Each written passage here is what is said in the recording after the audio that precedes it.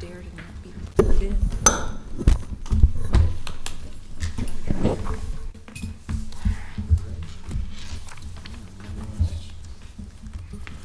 Okay, welcome to the April 25th meeting of the Lincoln City Council. Let's all rise for the Pledge of Allegiance, followed by a period of silent meditation. I pledge allegiance to the flag of the United States of America and to the republic for which it stands, one nation, under God, indivisible, with liberty and justice for all.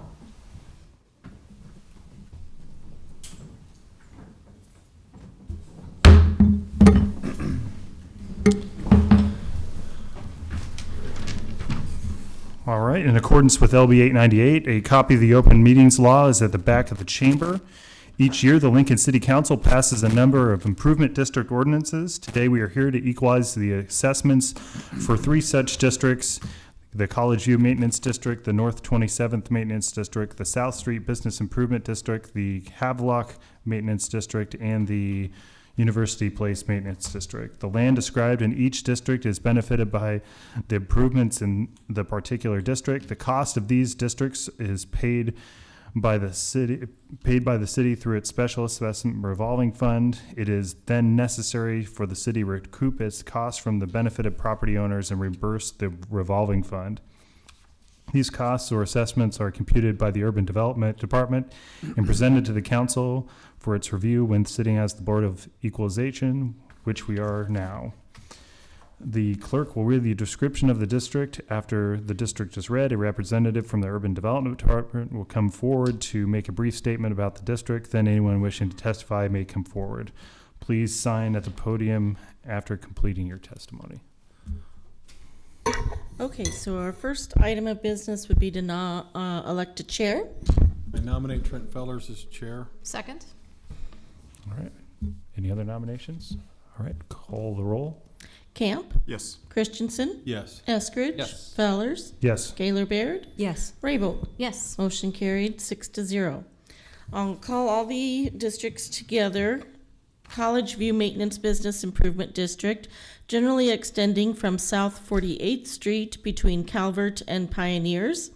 North 27th Street Maintenance Business Improvement District, generally extending from North 26th Street on the west to North 28th Street on the east, and from the center line of O Street on the north to Fair Street on the south, primarily including those properties abutting North 27th Street. The South Street Maintenance Business Improvement District, generally extending from South Street from the alley west of 9th Street to east to 19th Street. Havelock Street Maintenance Business Improvement District, generally extending from Havelock Avenue from Cornhusker Highway on the west to 64th Street on the east. And University Place Maintenance Business Improvement District, generally extending along North 48th Street from Colby Street on the south to the half block north of Adam Street on the north, and along St. Paul Avenue from North 47th Street to North 50th Street.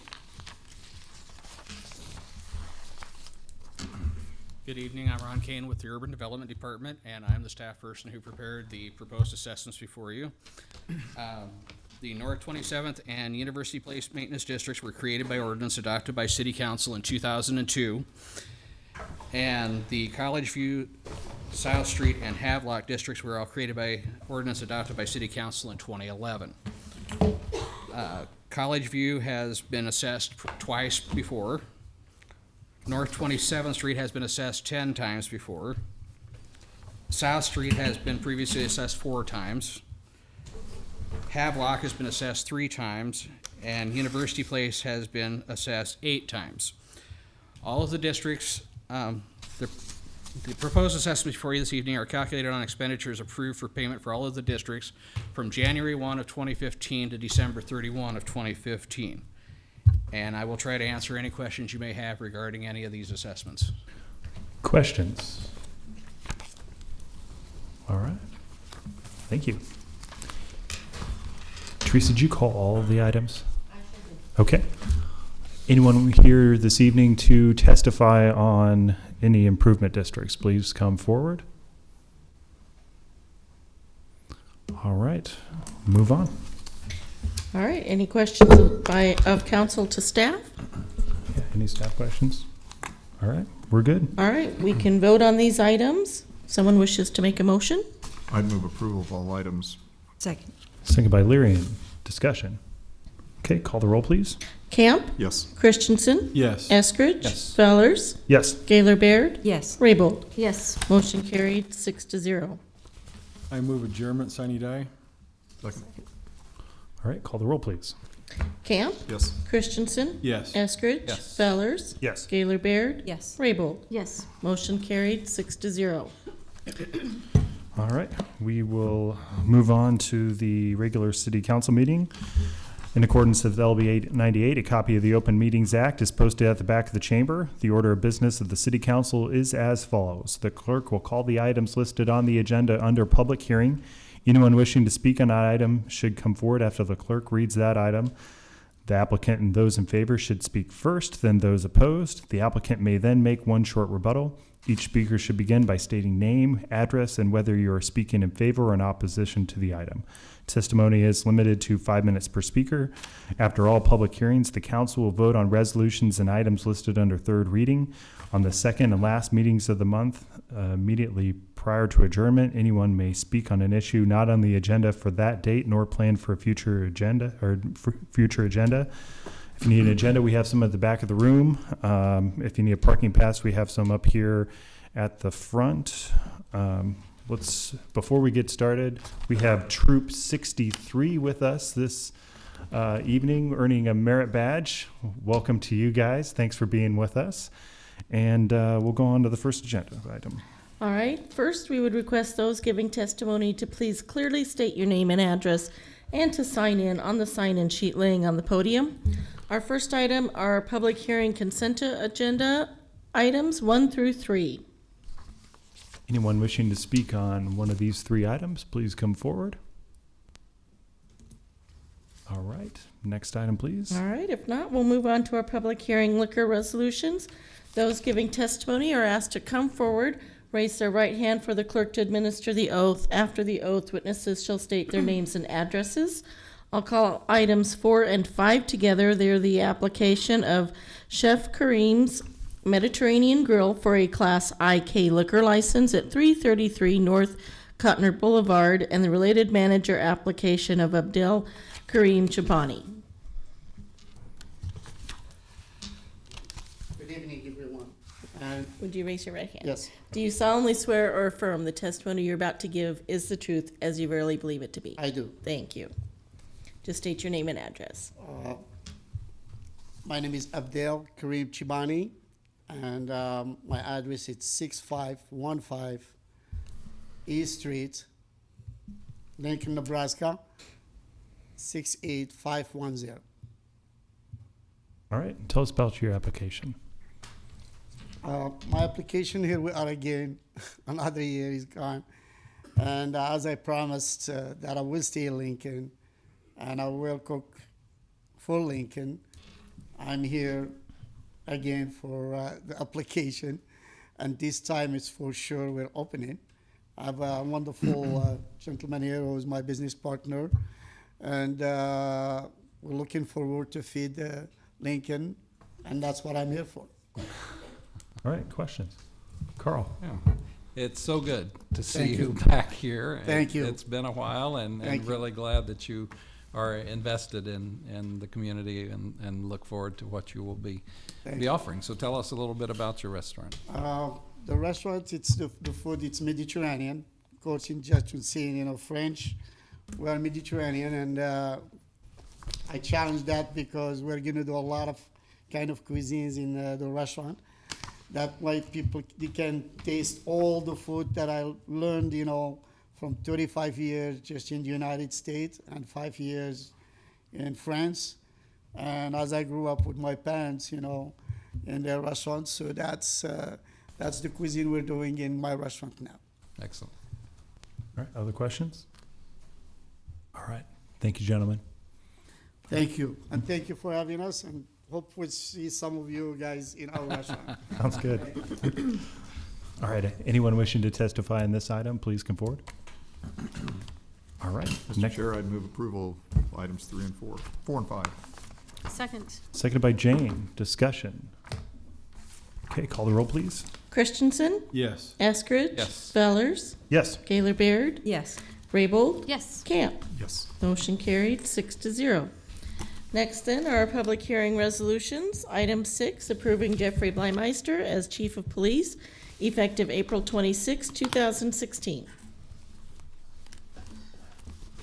Good evening, council members. I'm Tom Cassidy, the Director of Public Safety, and I'd like to testify on behalf of the appointment of Jeff Blymeister as Lincoln's Police Chief. Having served in that role for a few years myself, I'm just very, very pleased to have someone of Jeff's quality apply for this job and be selected. I'd like to tell those that are watching the City Council meeting tonight a little bit about how we are at this point of recommending Jeff for your approval. Jeff was one of 23 applicants for the police chief search. We did a nationwide search.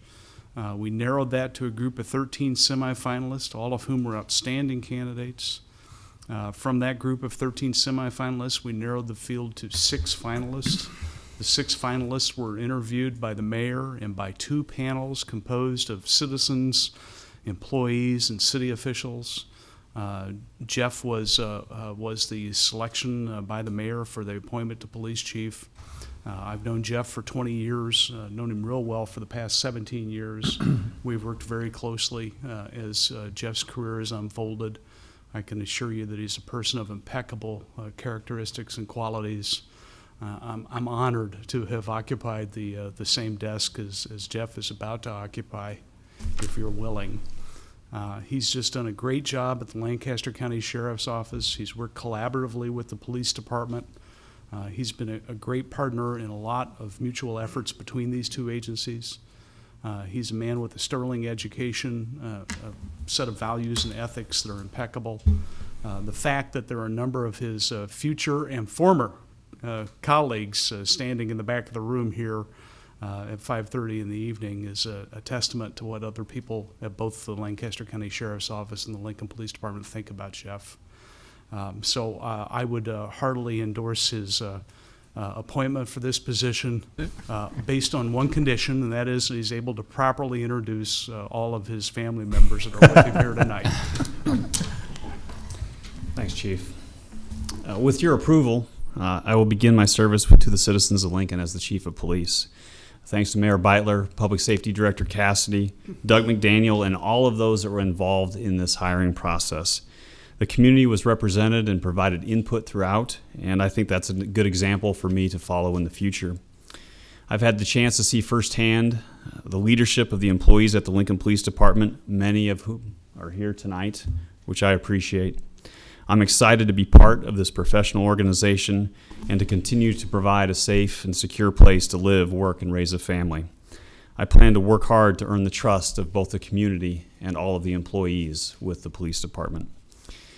Tonight, my family and friends are well represented. My wife, Ronnie, my 2 daughters, Kaylee and Ellie, Kaylee's husband, Sam, my parents, John and Connie Blymeister, and my brother and his wife, Lana, and their 2 kids are all here. Without their continuing support and encouragement, I wouldn't be in front of you tonight. And I also want to say thanks to Sheriff Wagner, who's here tonight, and my coworkers at the Sheriff's Office for the last 20 years. Today, they'll be missed. And with that, I'll welcome any questions you may have. Questions? What's Jane? sorry. So Jeff, welcome aboard. It's really an honor and a privilege to have you now come on the city. And I certainly look forward to working with you. And it was a great honor and pleasure to work with you when I was on the county board. And the city is very fortunate to have you continue your service. Thank you. Welcome. Thank you. There were a lot of really qualified candidates. It was a really difficult competitive pool. So the fact that you rose to the top really is to your credit. And I guess I was just going to ask what your brother's name is. I heard you introduce his wife, Lana, but not his name. Chris. Hi, Chris. Chris is my younger brother. His son, Will, and Addison. I think that's the only names that I didn't say. All right, other questions? Carl.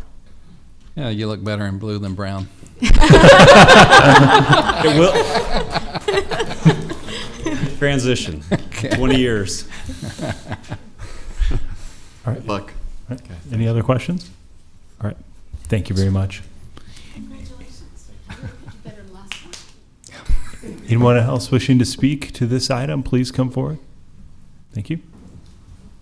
Now see me, remind me I have a dress on, guys. I like red because I like the fireman. So I hope he does better than the last one, don't I? Now listen, we got rid of the last one, didn't we? You guys are gonna have to work with the porn king, right? Because he's gonna go for city council, isn't he? Then you're gonna have to work with the porn queen. Because see, if that senator goes for city council, I guess I'm going for mayor. Can you imagine me mayor? So congratulations to him. All right. Anyone else wishing to speak this evening? All right. We'll move on to the next item. Thank you. Next, I'll call items 7 through 10. They're all sponsorship agreements. One is with the University of Nebraska-Lincoln, Blue Cross Blue Shield of Nebraska, Lincoln Community Foundation, and Spreetail. These are all for funding of the bike share program. David Carey with the Planning Department. Just wanted to go through various different items we have here on the agenda tonight for you.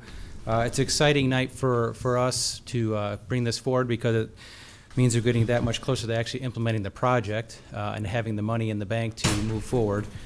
So this is a very exciting time for us to do this.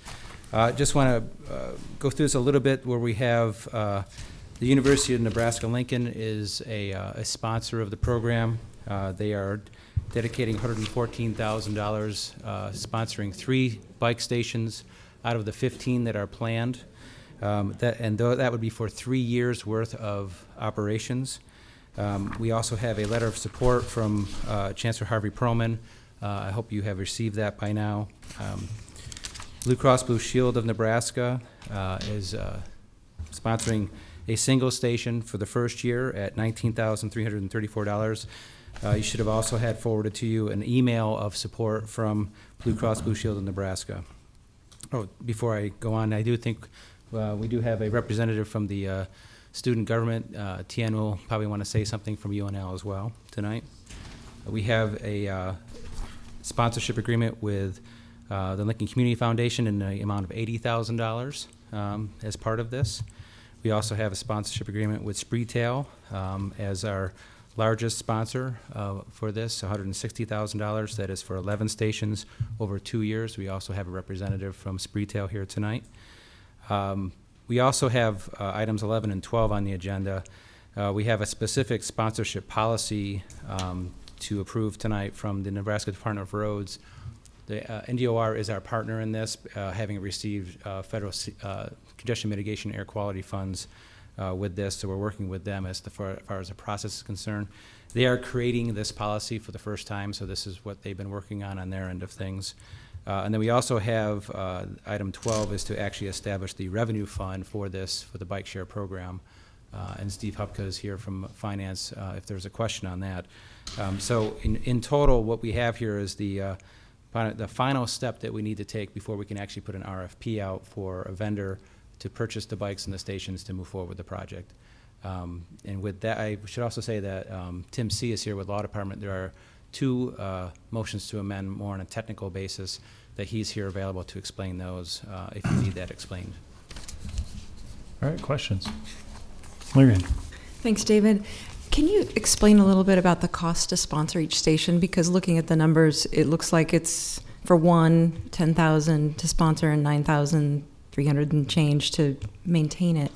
So it's great to see maintenance dollars being included in this, because I know your goal is to have this completely paid for by sponsorships and the grant that you received. But some of the sponsorships are either less than that or pay for different things because they don't have the same cost ratios. Can you explain what's different about Spreetails and the community foundations versus the other sponsorships? Yeah, I think just a little bit of background. The first year, there's an additional cost per station in the $10,000 figure because that is technically the local match for the federal funding per station. So that's how we broke that out. The $9,333 or $334 is an annual estimated cost of operations per station. That is what we've been basing a lot of our assumptions on, are very conservative numbers because we don't want to understate what the potential cost may be. It may not be that costly, but that is the number that we've started our fundraising for per station per year. Some of the differentiation that's going on here is that for Blue Cross Blue Shield, for example, they're only sponsoring one station for 1 year, so that's where the $19,000 figure comes from. For Spreetail, they are sponsoring 11 stations for 2 years, so they have 11 stations for the initial year, which is the match of the grant, as well as 2 years worth of operational costs tied into that. The university's numbers include 3 stations, so the 3-year match for 3 stations plus 3 years of the operational costs. So as you start to work these numbers, this is how we get to the numbers. As far as the community foundation, that also is a little bit different. They can only commit to 1 year of donation, basically, as far as the way that they run their numbers, and they provide funding for quality programs that they would like to help out. We also talked about a second year with them. We are going to have that conversation for year 2 as well with them, but at this point, we're just approving that 1 year at that point. And so when you start to also look at the $160,000 for Spreetail and $80,000 for the Community Foundation, that was some work that was done by those 2 entities to come together in a partnership to basically identify how much cost there would be for 2 years overall for 11 stations. So when you start to break down the numbers, that's why it looks a little bit different. We can't come forward with all the money at the same time. So are you saying that in the multi-year sponsorships, there's only one $10,000 payment and then the maintenance payment is annual? Correct. So, but the Spreetail is 2 years at $160,000 and the Community Foundation is 1 year at $80,000. So in theory, and for the same amount of stations, so in theory, the Spreetails would be a little differently priced, wouldn't it? Wouldn't be a complete it's a little double? different because we have to do the upfront $10,000 per station on all 11 stations. So then when you start to break down what actually is covered for operations, it's slightly different because we have to cover the $150,000 match in year 1 for the program. So that's why I know what you're saying, but the numbers are adjusted a little bit differently because we didn't have the full 2-year match from Community Foundation at this time. We did have it for Spreetail. We have those 2 entities are sponsoring the 11 stations, and so we have to pay for the upfront 20% match per station now. The same 11 stations? Yes. That was, okay. Yeah, I understand. that's the difference. Sorry. Other questions? All right, thank you. Thank you. Anyone else wishing to speak to this item, please come forward.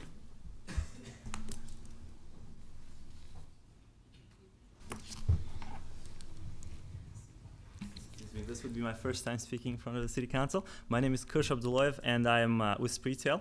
I'm in support of this initiative in general. To give you a little bit of backstory, in 2014, we're a team of less than 50 people. We were kind of working an e-commerce company, doing our thing and growing the company, growing our employees, and we had no purpose. We had no mission statement. So we decided, let's create a mission purpose that is more than just ourselves and just growing and creating opportunity for our teammates. And at that time, we added an important aspect to our mission statement is to revolutionize the communities we touch, in addition to making millions of our customers happy.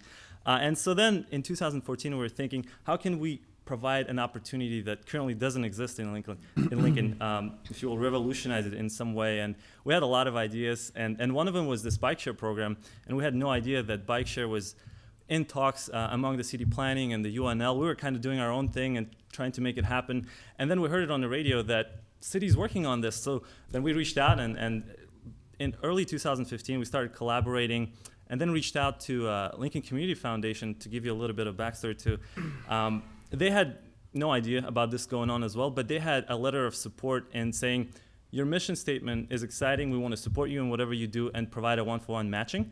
And so then we said, we want to do this and commit at least $150K. And if you would be able to kind of come and support us and make this thing a big thing, because one mistake that happens when cities try to launch a project like this is try to launch it small and do a small pilot. And if you do a small pilot, not enough people use it, not enough exposure, and it just generally fails. So I'm really excited that this is going big and going with the support from the university and then the Lincoln Community Foundation and a bunch of other various sponsors. And I'm just excited because being a young adult professional, I think it's another thing for the city to have something like this where it's just makes it kind of attractive to young professionals. And if you look at some of the cities that have this, whether it's Boulder or Omaha or Chicago or something like that, it is attracting, and it's something more in addition to what we have, and making the city a better place for everyone, and not just just make this opportunity happen. And so I'm really just here to say I'm in support of this, and if there's any questions, answer those questions as well. Otherwise, thank you for the opportunity. Questions? All right. Could you please sign in on our sign-in sheet? Oh, yes. Thank you. Thank you. Anyone else wishing to speak, please come forward.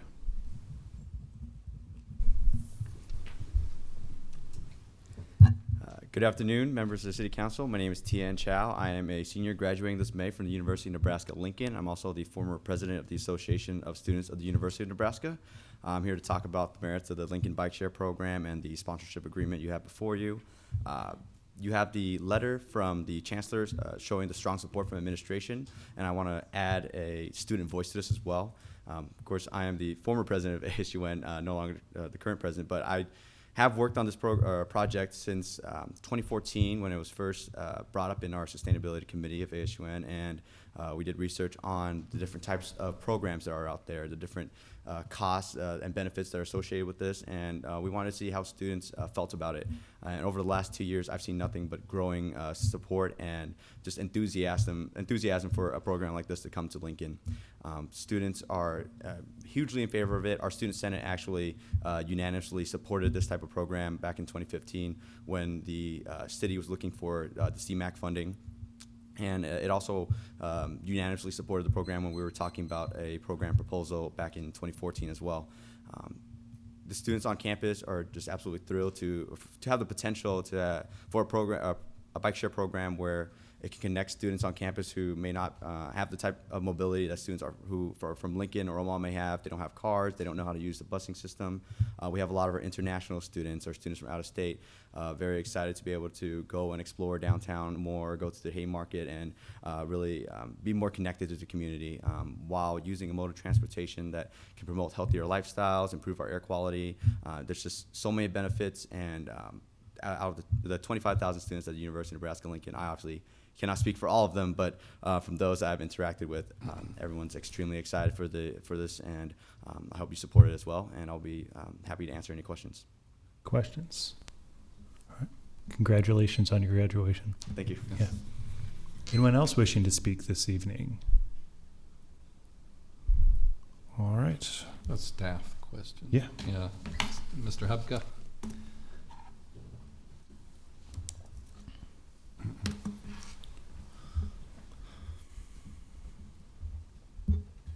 Steve Hupka, Finance Director. Thank you. So the question had come up about the financing of the operations of this bike share program. Can you explain a little bit about how that works? Well, the main thing on your agenda here is the creation of a special revenue fund, which is similar to many other city funds. Health Department fund is one, animal control. It's generally used where there's a revenue source that's unique to the program that's being funded. It's a little different than an enterprise fund where we account for depreciation and its profit and loss is measured similar to a private business. Our enterprise funds include water, wastewater, landfill, parking. In some of those cases, most of those cases, we issue bonds from those enterprise funds, and the revenue from those enterprises is expected to pay the debt. That's not the case here. We're not anticipating issuing any bonds with this revenue, but it is a way of having the program stand somewhat on its own as far as revenue and expenses and being able to measure revenue and expenses in a self-contained fund. Okay, thank you. Larian. Could I just follow up with you on some of the questions I was asking David?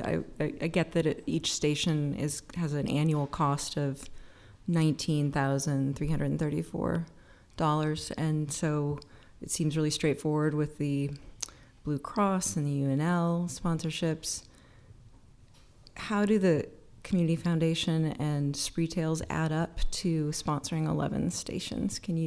Are you familiar with that? I am not. I haven't gotten into the particular sponsorships. I just discussed with them a funding mechanism or a fund to do the accounting for the project, so I'm not really familiar with the details of those sponsorships. Okay. All right. Any other questions? I would like David to come back up because I want to understand the numbers better on that.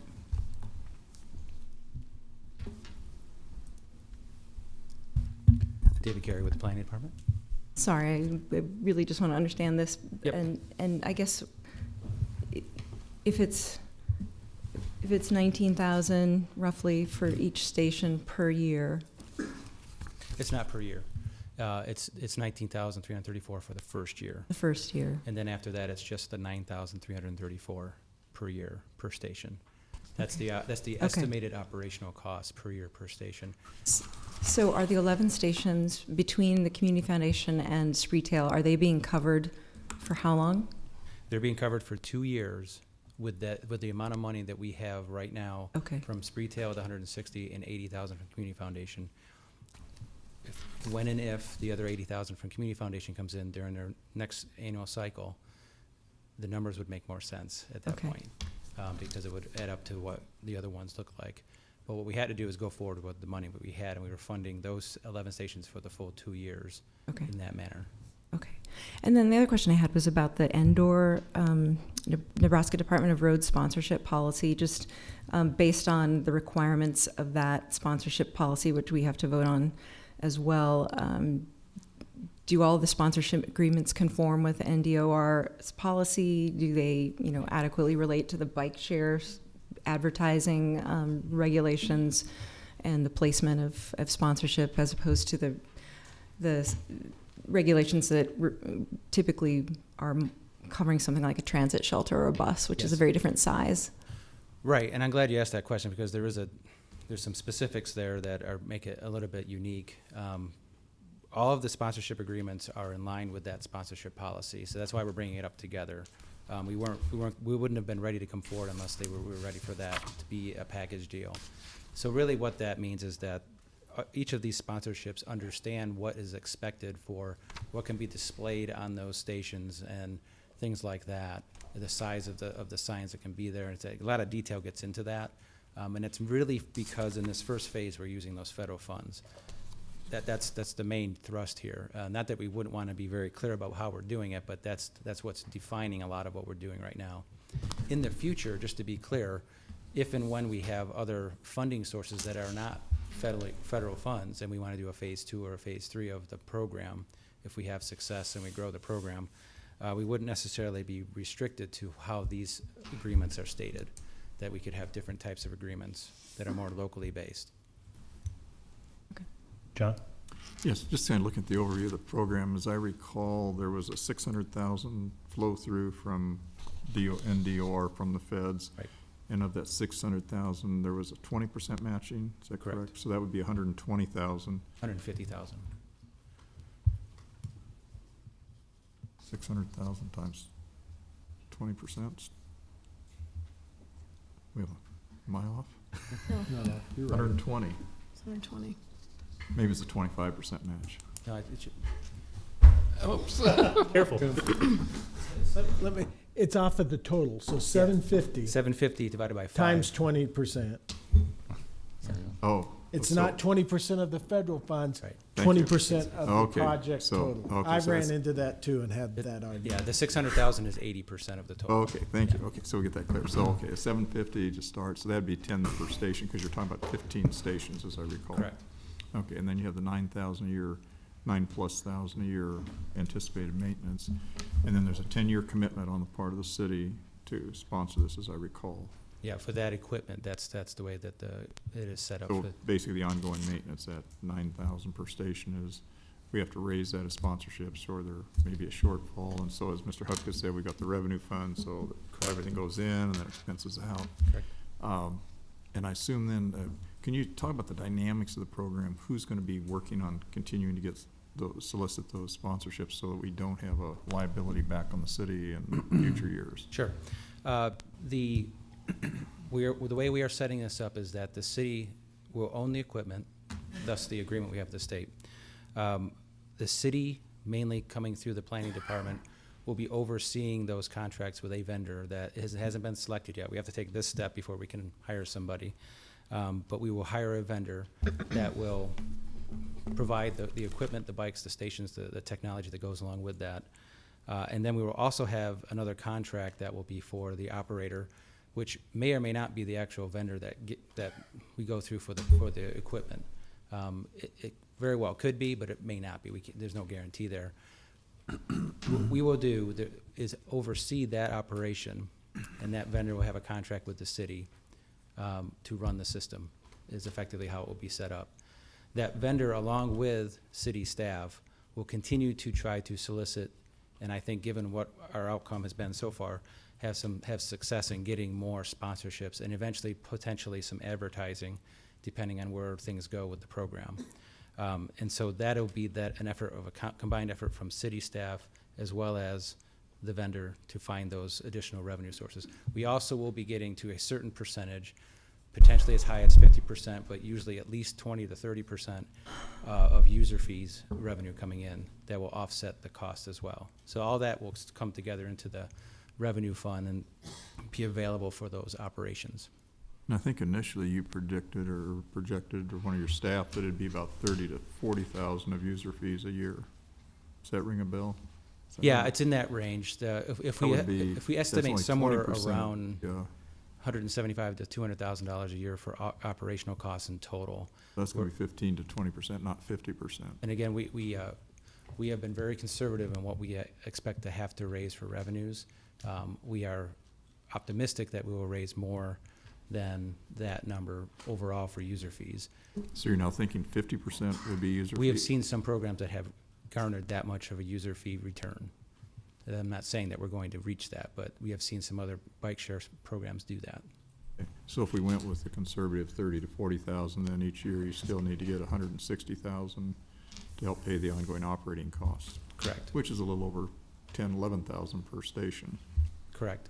I'm confident we will do better than that, but yet we would have to raise money to make sure that we can I'm cover putting those down costs. here that Mr. Carey is personally confident and co-signs. I don't know about co-signing, but. Larry? Okay. I want to fact check my math one last time on this. With the 11 stations, $10,000 per station, one-time cost, $110,000 to sponsor, being split between Community Foundation and Spreetail. And then that leaves $130,000 for maintenance. And you said that was going to be 2 years of maintenance for 11 stations? Because I think it falls short. We will have to, it makes itself full with the second year of Community Foundation funds. Okay, so you because have we to have get oth- another because we have 80,000 other- next year to yes. get the second year Because we have maintenance. other revenues that are coming in from these other sources, they're all gonna go into one revenue stream. Okay. And we will cover those costs with all those revenues, but it speaks to the point of needing to continue to raise those funds. So there's still just a gap to finish the maintenance on year 2. By year 2, Okay. yes. Will the operating vendor be helping with identifying sponsors? Yes. Okay.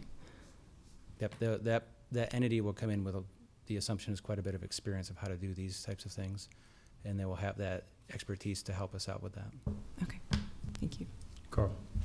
There are a total of 15 stations, is that what I'm seeing? That's the initial estimate right now. We don't know, depending on how the costs come in for RFP. Okay. It may be more than that, it may be less than that, but again, even on that number, we've been pretty conservative because there's some considerations for federal funded programs that we have to take into account, like the Buy America clause. Okay. So, And if this is approved tonight, then when would we expect this to be operational? as soon as we can do it. We were very ready and antsy to get this going, but we're also working through an RFP process through the state for this one. So it'll happen. We're trying to get it done as fast as we can. Any other questions? John? Just a quick one too, Mr. Carey. Who's the governing board of this enterprise, the bike rental? Very good question. That is in its creation right now as well.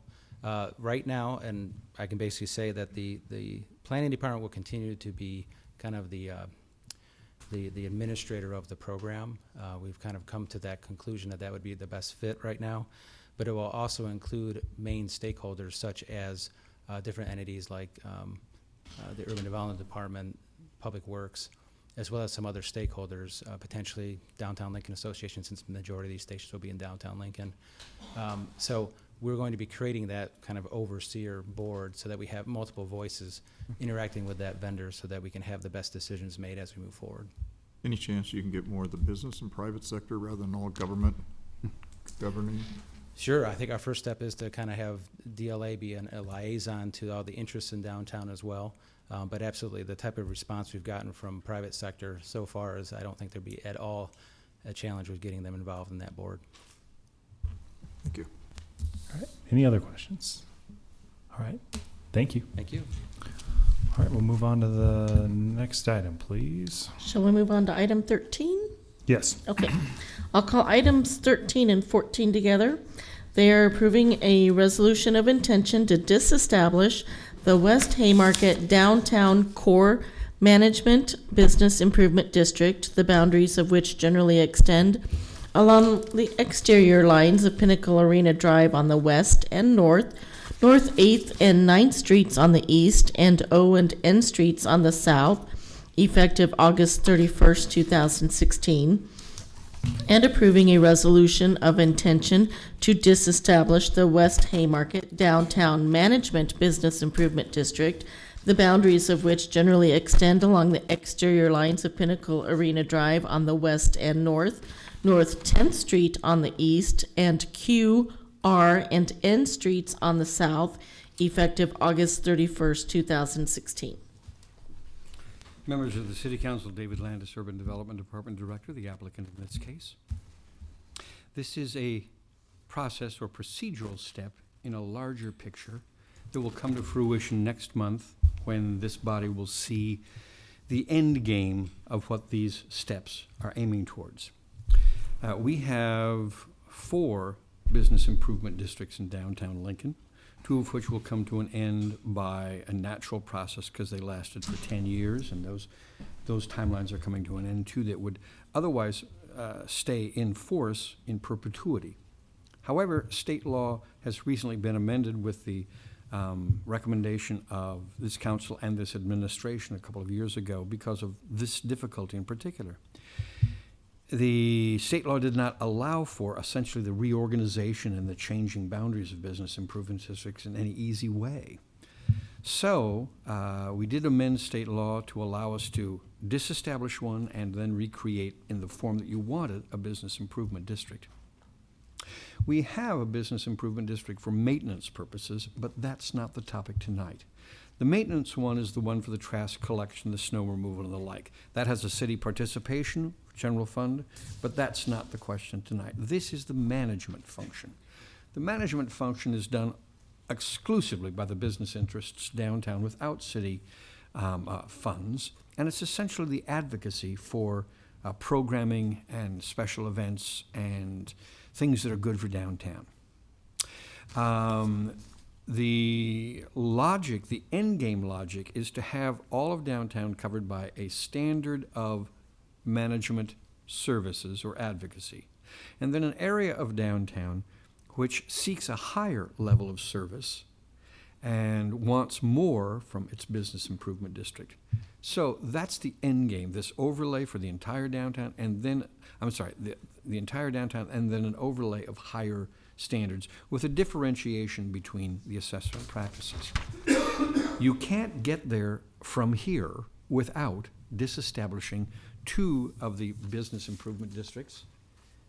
This is one of them, the West Haymarket Core Business Improvement District, and this is the West Haymarket Management. Notice that they're not identical.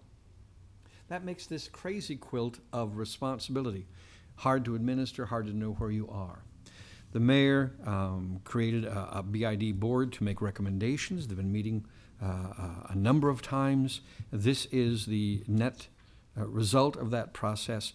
And tonight we have to give the intention to the community that this is on the board to be considered, so that the business community has a chance to react, although they are very familiar with this. They've been working on this a long time, but the public as well. The end game occurs with introduction on May 9th and public hearing on May 16th. That is when the disestablishment of these districts occur and the establishment of the end game phenomenon that I described. And I would ask for the adoption of the action. All right, questions? All right, no questions. Thank you for the explanation. Anyone else wishing to speak, please come forward. I do. I don't know what bid means. Bid map, Business Improvement District. okay? And he had to tell me, because you guys use all these letters, okay? Regular person doesn't know. Now, bid to me, I go to a job site, bid the bid.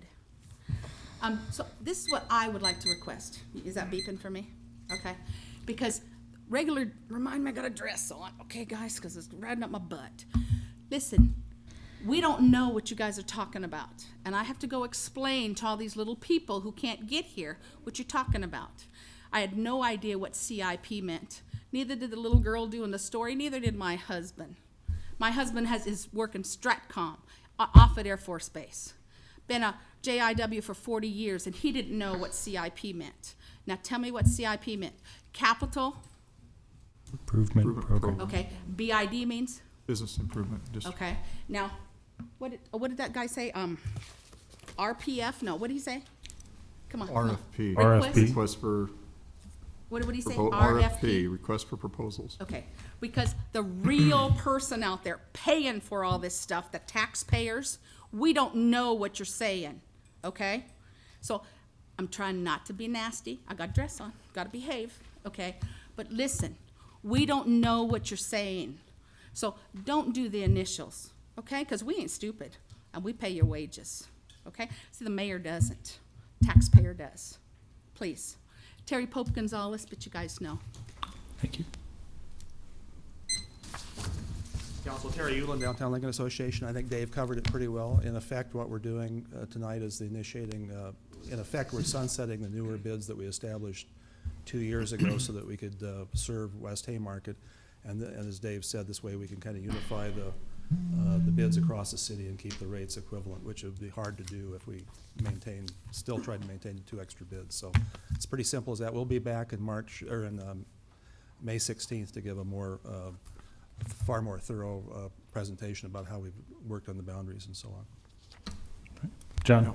And I think it was a fair comment that we need to define the acronyms. So you might also mention Downtown Lincoln Association, which we often call DLA. For visitors. Downtown Lincoln Association is the association that manages the business improvement districts through a contract with the city. Okay, thank you. All right.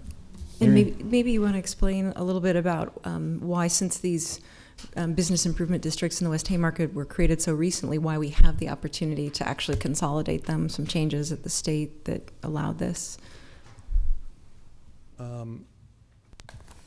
I don't want to correct Dave, but we would be doing this with or without the legislation of the state. Where the state legislation changes, it didn't used to be that we could expand, but one of the things we'll talk about, I'm sure the questions that some of you may have when we come back in May is, we're not really going into the South Haymarket yet. We're not really going to the Telegraph District yet. But we can do that now with the new legislation. But in effect, for the existing bids, we're just coordinating the sunset so we can put them together. Okay. But the new legislation is very important because before, when we considered West Haymarket, we had lengthy discussions about how big to make that district and how aggressive to be or not aggressive. And in the future, if the Telegraph District people have already talked to us about doing a bid there or consolidating that bid, we can go and do that in the phases that is appropriate to the development instead of having to add a lot of undeveloped territory, if that makes sense. Okay. Thank you. All right, any other questions? All right, thank you. Thanks. Anyone else wishing to speak to this item? Rick Pay, Oakland State Law Department. Just for a point of clarification, the reason you're getting the beginning game tonight and they talk about the end game later is that when state statute was amended a couple of years ago, it simplified the process for creating a business improvement district, but the process for disestablishment remained a two-step process. You have to do a resolution of intent, and then you come back with an ordinance actually doing it. We got rid of the resolution of intent on the establishment, which makes it a lot simpler process to do. We have to do the two-step dance for this one, and we're telling you what dates we need to have you designate to have the other documents introduced so that we meet the statutory timelines for public notice of hearings. So there's a lot of detail to dance properly, so we have to be pretty good at it. Questions? All right, thank you. All right, anyone else wishing to speak to this item, please come forward. All right, next item, please. All right, next I'll call public hearing ordinance's second reading, item 15, ordinance approving a master tax exempt lease purchase agreement and property schedule number 1 with U.S. Bank Corp, Government Leasing and Finance, Inc., and a related escrow agreement for grounds maintenance equipment in the amount of $556,864.37. Steve Hupka, Finance Director, once again. Excuse me, I have Mike Rogers from Gilmore and Bell to answer questions about the ordinance, and Lynn Johnson to answer questions about what we're buying with this. Excuse me. One thing I came to realize when I got a weekend email from Lyrian was that we needed 2 pieces of legislation before you. One is the one that is here. The other one is a resolution to approve the actual purchase of the equipment, which is not here, and that's my oversight on my part that didn't get that to you and on the agenda. But so what I'd like to do is have the public hearing on the tax exempt lease purchase agreement tonight, delay action for 2 weeks, and we'll get the other piece of legislation on the agenda next week so you can have public hearing in 2 weeks and approve them together. What we're doing here is at least purchasing some equipment for the golf courses. I'll let Lynn explain that a little bit. We're financing $527,856 over 6 years at a 1.83% interest rate provided by U.S. Bank Corp. It was, the financing part of it was bid competitively, as well as I'm sure the equipment was as well. But I'd like to turn it over to Mike to explain a little bit about the document before you and the agreement itself. Thanks, Steve. Again, Mike Rogers with Gilmore and Bell, bond counsel for the city. The ordinance is pretty straightforward. It's a lot shorter than a lot of the ordinances I prepare for the city, but it essentially approves the lease purchase agreement, which is in the same form as the lease purchase agreement that the city entered into in 2013 with U.S. Bank for a similar lease purchase program. So that's there's some familiarity with this for the city. The other thing that's also approved is an escrow agreement. After the lease purchase agreement is entered into, there might be some delay between closing on that and actually paying the vendor, and so the escrow agreement is the funding mechanism that's used for payment to the vendor of the equipment being lease purchased by the city. All right. Questions? All right, thank you. Lynn. Good evening, Lynn Johnson with Lincoln Parks and Recreation. I can provide a description of the equipment that's actually being purchased here.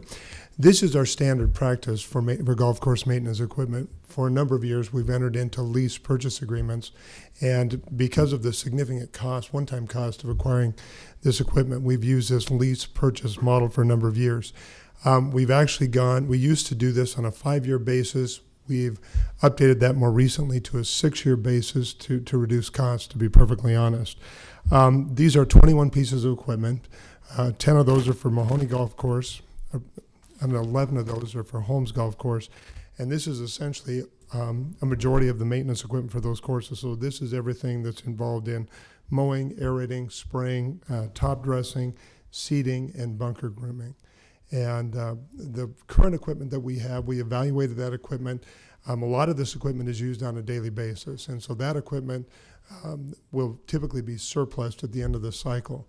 There is some of this equipment that is very specialized, and it doesn't need to be replaced on that 6-year cycle.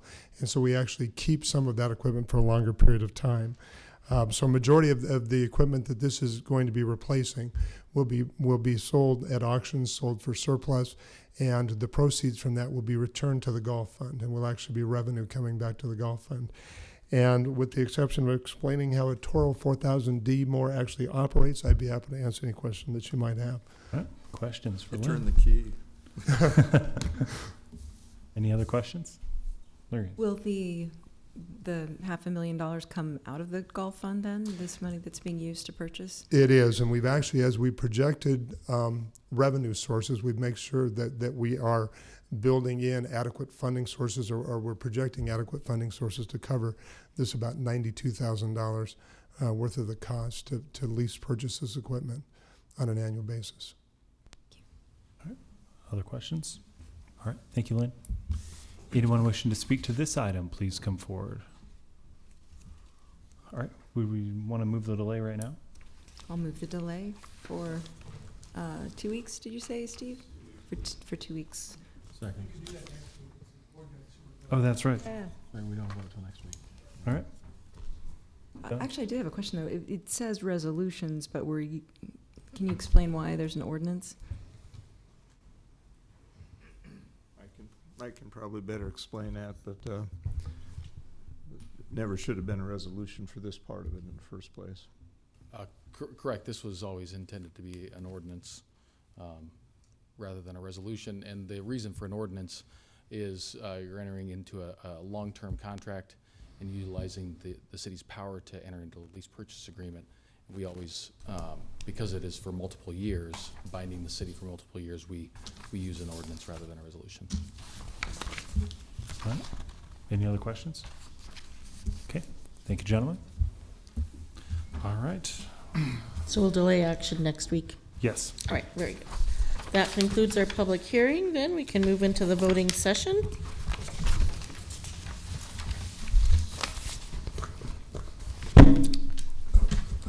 Public hearing resolutions. Item 6, approving Jeffrey Blymeister as Chief of Police, effective April 26, 2016, introduced by Camp. So moved. Second. Second by Roy. Discussion. All right. Call the roll, please. Christensen? Yes. Eskridge? Yes. Fellers? Yes. Gaylor Baird? Yes. Raybold? Yes. Camp. Yes. Motion carried 6-0. Item 7 is approving the sponsorship agreement with UNL for the Bike Share Program, introduced by Camp. So moved. Second? Second by Jane. Discussion. All right. Call the roll, please. Christensen? Yes. Eskridge? Yes. Fellers? Yes. Gaylor Baird? Yes. Raybold? Yes. Camp. Yes. Motion carried 6-0. Item 8 is the sponsorship agreement with Blue Cross Blue Shield for the Bike Share Program, introduced by Camp. So moved. Second? This Second by one, Jane. we do have a motion to amend to accept a substitute sponsorship agreement. I have a motion to amend number 1. I hereby move to amend Bill number 16R-73 by replacing the sponsorship agreement, which is attached to the resolution, with the sponsorship agreement attached here too. And it just reason for doing so is a change in the sponsorship period. Second. Second by Roy. Discussion. All right. Call the roll, please. Christensen? Yes. Eskridge? Yes. Fellers? Yes. Gaylor Baird? Yes. Raybold? Yes. Camp. Yes. Motion carried 6-0. Now the main motion. Main motion, please. Christensen? Yes. Eskridge? Yes. Fellers? Yes. Gaylor Baird? Yes. Raybold? Yes. Camp. Yes. Motion carried 6-0. Item 9, is the sponsorship agreement with Lincoln Community Foundation for the Bike Share Program introduced by Camp. So moved. Second? Seconded by Jane. Discussion. Okay, call the roll, please. Christensen? Yes. Eskridge? Yes. Fellers? Yes. Gaylor Baird? Yes. Raybold? Yes. Camp. Yes. Motion carried 6-0. Item 10 is approving the sponsorship agreement with Spreetail for the Bike Share Program introduced by Camp. So moved. Second? Seconded by Jane. And this one we have another motion to amend on. I have a motion to amend number 1. I hereby move to amend Bill number 16R-75 by replacing the sponsorship agreement with VMI Innovations, Inc., which is attached to the resolution with the sponsorship agreement attached here too. And the reason for this amendment is a change in the sponsorship period. Second. Seconded by Roy. Discussion. Okay, call the roll, please. Christensen? Yes. Eskridge? Yes. Fellers? Yes. Gaylor Baird? Yes. Raybold? Camp. Yes. Motion carried 6-0. All right, on the main motion, please. Christensen? Yes. Eskridge? Yes. Fellers? Yes. Gaylor Baird? Yes. Raybold? Yes. Camp. Yes. Motion carried 6-0. Item 11 is adopting the Nebraska Department of Roads sponsorship policy for the Bike Share Project introduced by Camp. So moved. Second? Seconded by Jane. Discussion. Okay, call the roll, please. Christensen? Yes. Eskridge? Yes. Fellers? Yes. Gaylor Baird? Yes. Raybold? Yes. Camp. Yes. Motion carried 6-0. Item 12 is a resolution to establish a special revenue fund for the Bike Share Program to capture the financial activity, including revenues, sponsorships, donations, user fees, and expenses generated by additions to the Lincoln Bike Share Program, introduced by Camp. So moved. Second? Seconded by Jane. Discussion. Carl. Yes, this is the last one on this series, and it's been a great event for the university, for the biking community, the city, private business, foundation, all the different participants in this great program that's coming to Lincoln. Last I looked, there's something like 100 cities nationwide and many more worldwide that have similar bike share programs, and this is a great thing for us. Marian? Yeah, I was just going to thank the planning department for taking a lead role in applying for the grant that helped get this off the ground. The grant is intended to help reduce congestion in downtown areas, and then also the University of Nebraska for being a strong advocate. I know they're looking for other ways for their students to be able to get to where they need to be, especially as they push for greater and greater enrollments, and parking becomes more of a challenge for students as well as people who work downtown. So between congestion management and having transportation choices and promoting the health of our community, I think there's a lot that this has to offer, and it'll be great to see it get off the ground. All right, any other comments? All right, call the roll, please. Christensen? Yes. Eskridge? Yes. Fellers? Yes. Gaylor Baird? Yes. Raybold? Yes. Camp. Yes. Motion carried 6-0. Item 13 is approving a resolution of intention to disestablish the West Haymarket Downtown Core Management Business Improvement District, introduced by Camp. So moved. Second? Seconded by Jane. Discussion. All right, call the roll, please. Christensen? Yes. Eskridge? Yes. Fellers? Yes. Gaylor Baird? Yes. Raybold? Yes. Camp. Yes. Motion carried 6-0. Item 14 is approving a resolution of intention to disestablish the West Haymarket Downtown Management Business Improvement District, introduced by Camp. So moved. Second? Seconded by Jane. Discussion. All right, call the roll, please. Christensen? Yes. Eskridge? Yes. Fellers? Yes. Gaylor Baird? Yes. Raybold? Yes. Camp. Yes. Motion carried 6-0. Public hearing, ordinance's second reading is just item 15. Ordinance's third reading, item 16, change of zone 16007, application of Payden Daily for a change from R1 residential to R2 residential on property generally located at 4811 Braddock Court, introduced by Raybold. So moved. Second. Seconded by Roy. Discussion. Okay, call the roll, please. Christensen? Yes. Eskridge? Yes. Fellers? Yes. Gaylor Baird? Yes. Raybold? Yes. Camp. Yes. Motion carried 6-0. Item 17, annexation 16003, annexing approximately 19.37 acres of property generally located at South 33rd Street and Wilderness Hills Boulevard, introduced by Raybold. So moved. Second. Seconded by Roy. Discussion. Okay, call the roll, please. Christensen, Yes. Eskridge, Yes. Fellers, Yes. Gaylor Baird, Yes. Raybold, Yes. Camp. Yes. Motion carried 6-0. Item 18, change of zone 16009, application of Lincoln Federal Bank Corp.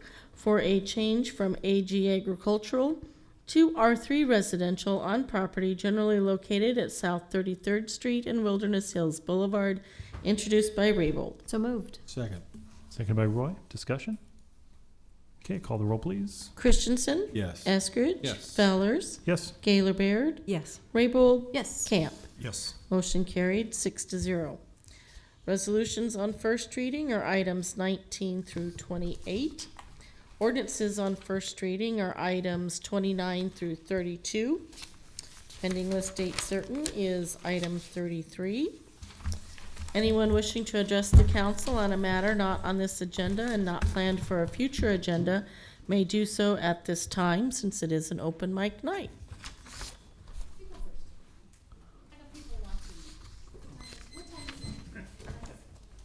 Thank you. Hi, Mike Morosin, 1500 North 15th. I just had a couple letters, that I just wanted to read into the record here. This was one to the judges. I was present on October 28, 2015, when the city came to remove Mr. Morosin's property. I was present when Mr. Morosin asked Mr. Christopher J. Conley the following. Mr. Conley, you added some sections to the document you presented in court. You added the section tools and equipment, which we discussed was other items that would be separated out. You also added the section that the city would be able to come on my property anytime in the next 2 years. Mr. Conley's response, I heard, was, yes, Mike, I added some things we did not discuss. Mr. Morosin added the tools and equipment is what I earn a living with, and you lied and presented a document to the court which contained falsehoods. And I'll give a copy to the clerk on that one. Here's another one. I've been collecting a number of them for my witnesses. I, Jeff, worked for Mayflower Moving Company. I was part of the crew that moved Mr. Morosin at 2055 S Street. I observed the boxes not packed properly and machinery not properly crated. When we took the boxes and equipment to Big Red Storage, they were not stacked properly according to the weight. I quit shortly after that because of the drug and alcohol use. It became dangerous to be around these people at Mayflower. Don, one of the supervisors, was leaving to do meth. Some of the guys were smoking marijuana and others had been drinking, and at lunch procured more alcohol. This created a dangerous situation. Overcharges on the bill consisted of unused supplies, forklift that never was there, also a charge for an extra car that was never moved. Also, the duty of the driver is to inventory all items to be moved so that there is accountability on the move. That wasn't done, and I will present that information with some of the rules further on the information, but I wanted you to have that, especially John. You had heard other things coming along where there's a couple eyewitnesses there, that are willing to come forward. Now, I want to put that up there. There we go.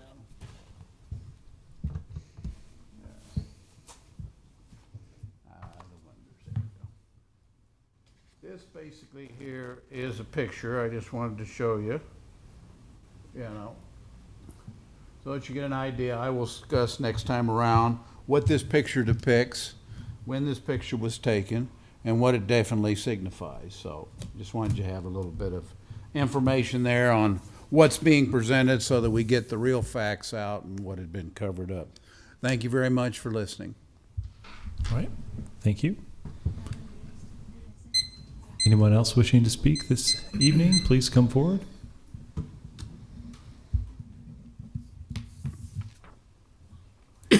Oh, good evening. This is my wife Gwen and myself. I'm Jack Morris, a former professor at the University of Nebraska. We're here to talk about a safety issue. I file it into the dumber than a rubber crutch issue. We thought it was a county problem, but it turns out it's a city problem. that has to deal with the intersection of Van Dorn and Coddington. It's a disaster waiting to happen. We have a very popular ice cream place there, a very popular chicken place there. We have Pioneer Park, which has added enormous numbers of people coming through that intersection. Now, we've lived in that area for, since 1990. You can do the math. I can't right now. And going through that intersection has been a nightmare. Used to have a three-way stop. Now it's got a dumber than a rubber crutch two-way stop. The largest, elementary school, just north of it, and all those people go through that intersection. And guess what? We called up the county engineer, and he says, oh, if we put a light there, somebody's going to get killed. Well, guess what? Somebody's already been killed there because all we got is a two-way stop.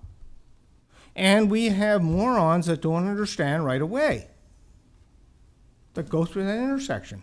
So all I'm saying to you, and that's why we came here, it's a danger. We've dealt with it for 25 plus years, and it's an accident waiting to happen, and you guys should be aware of it.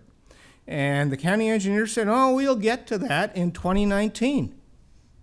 No, the city engineer. City engineer. Roger Feigart. Holy Yes. Yeah. Jesus, Murphy, man. This is an accident waiting to happen. They want to put a roundabout in, and apparently the funds are not available until 2018. My feeling is when we moved there in 1990, there was no Russ's Market. There was no elementary school. There was Lee's Chicken, and there was the ice cream shop. Now, I travel this intersection every day, different times of the day. I try and avoid the popular times of commute because I'm retired. But it just seems like every time I try and get across the road, I take my life in my hands. They do not go 40 miles an hour down West Van Dorn. They go 50 and 55. It is a danger to everyone. Let's renovate the other roundabout. Yeah. Let's spend the So city money on the we other wanted roundabout and to forget voice- safety. We wanted to voice our opinions at the lack of concern by the city council. I did write a letter to the editor of the newspaper about 3 weeks ago. I got absolutely no inquiries. Anybody can find out where we live. I'm just saying that somebody should sit out there some days, one of you, two of you, whatever you see fit, and see what the intersection is like. And I can honestly tell you that I try and avoid it, but it doesn't matter when. Now, when I came home tonight, I volunteer at the Mission Medical Clinic.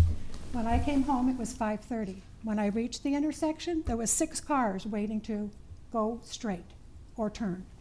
Put a light there, if nothing else. It'd Yeah. be that Anyway, simple. to bypass it, because I knew we were coming here tonight, I went around Lee's Chicken to go west.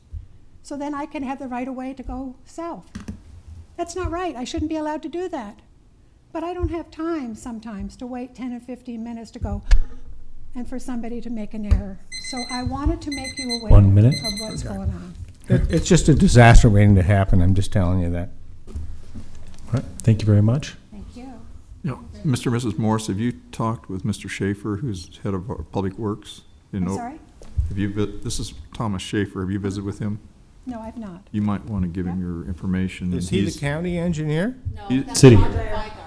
Well, he just dismissed No, it. The city engineer dismissed it because he said people run red lights. We thought it was a county issue, but it turns out the intersection's a city issue. Well, I think Mr. Schaefer, at least like get information. He's the Director of Public Works. Thank you very much. Thank you. Thank you very much for your concerns. Thank you kindly. I've been doing good, huh? Guess what I've been doing? I've been out inciting people, telling people they need to get up here and do their opinions. Terry Pope Gonzalez, let's spell it. You know why we're spelling it? I got people watching, and they're blind. So I'm gonna tell them who's, now remind them I got a dress on. I think I got granny panties on. We got Roy Christensen over here. He's the Mormon with the ears. Tell me, not that you have big ears. Audiologist, right? Then we have Larian, is that right? Gaylor Baird, she's the one who come to my property on a Sunday, right? We got Trent Fellers. Now you, when it's a minute, make sure you tell me a minute, because I got a special message for you. Okay. Next one, we got Carl Eskridge, the pastor who golfs. I didn't know you cussed. So my brothers were out golfing. Did you know we got cussing preachers golfing? Next one is John Camp. Now, John, we're going to give him a pass.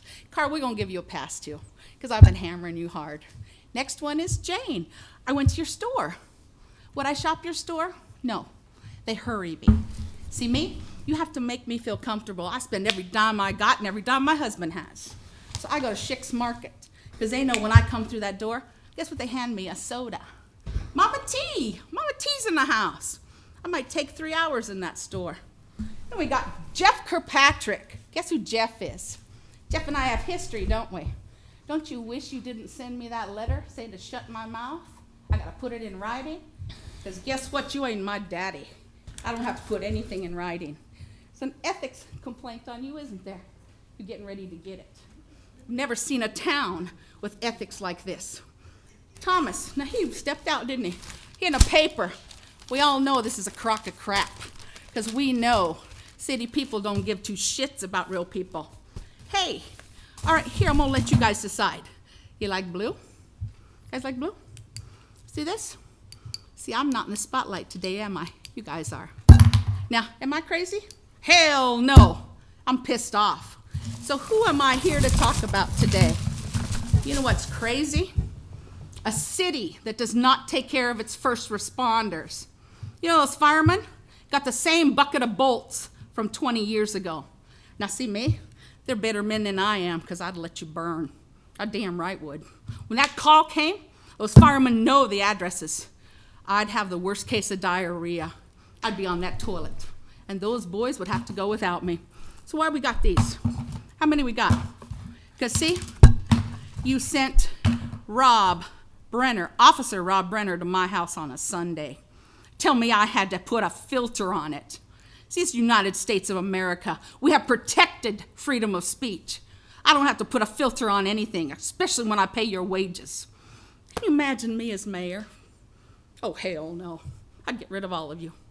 Now me? Actually, my brothers want me to be senator. See, I made some senators, didn't I? Colby Coash.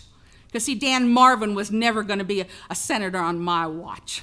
See, when you're supposed to help me and you don't, come time you want something, the world I come from, we either make you or we break you. How come I can do this?